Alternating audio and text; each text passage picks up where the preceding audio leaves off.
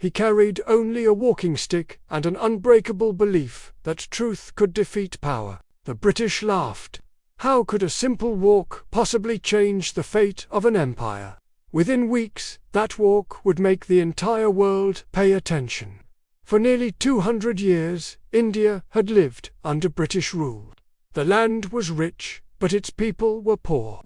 Farmers paid heavy taxes, workers earned almost nothing, and Indians had no real voice in their own country. Even salt, the most basic necessity of life, was controlled by British law. Making it at home was a crime. In a small village near Ahmedabad lived Ramon Patel, a young schoolteacher. Every morning, he taught children beneath a banyan tree, writing letters on worn slates. At night, he read newspapers by the light of an oil lamp, dreaming of a freedom he had never known.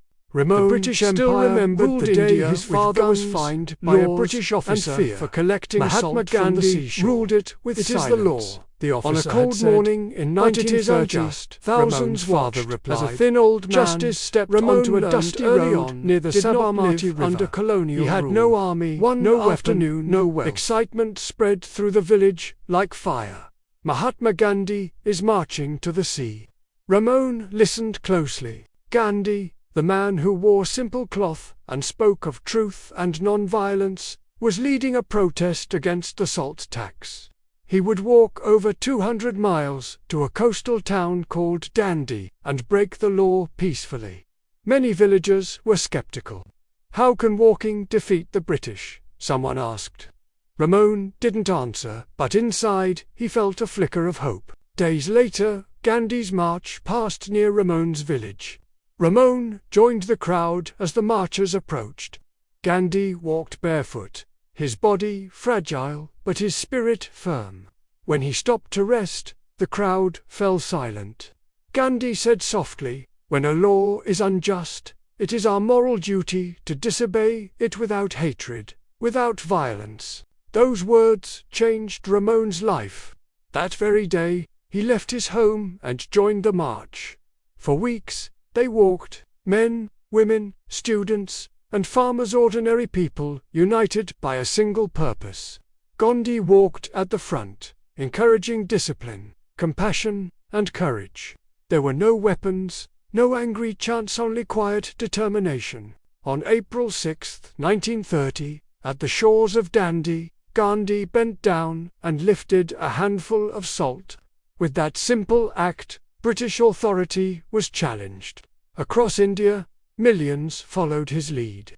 Ramon returned to the coast with his fellow villagers and openly began to make salt. The British police responded with force. Protesters were beaten, but they did not fight back. Ramon was arrested and thrown into prison. Life in jail was harsh. The cells were crowded, food was scarce, and the nights were long. Yet hope survived. Prisoners whispered Gandhi's words to each other, reminding themselves that suffering for truth was not defeat. Soon, Gandhi himself was arrested. The British believed that prisons would crush the movement. They were wrong. The idea of freedom had already escaped the bars. Years passed. Gandhi led more movements, calling for self-rule, unity, and peace.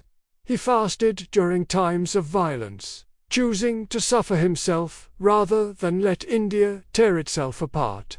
Finally, in 1947, India gained its independence. The British flag came down, and the Indian tricolour rose. Joy filled the streets, but it was mixed with the pain of partition, which divided the land. Gandhi mourned the violence, walking through troubled areas, urging peace even in freedom. Then, in 1948, the news spread like thunder. Mahatma Gandhi had been assassinated. Ramon stood silently beneath the banyan tree where he once taught. Tears filled his eyes. The man without weapons, who defeated an empire through truth, had fallen to hatred. But Gandhi did not die in vain. Years later, Ramon was still teaching children under that same tree. One student asked, "Sir, how did India become free?" Ramon replied gently, "Because one man taught us that courage does not need violence, and freedom begins in the soul." The wind rustled the leaves above, and somewhere along the dusty roads of India, the footsteps of Mahatma Gandhi continued to walk quiet, steady, and eternal. Thank you for watching. If this story moved you, please like and subscribe for more tales of history that changed the world.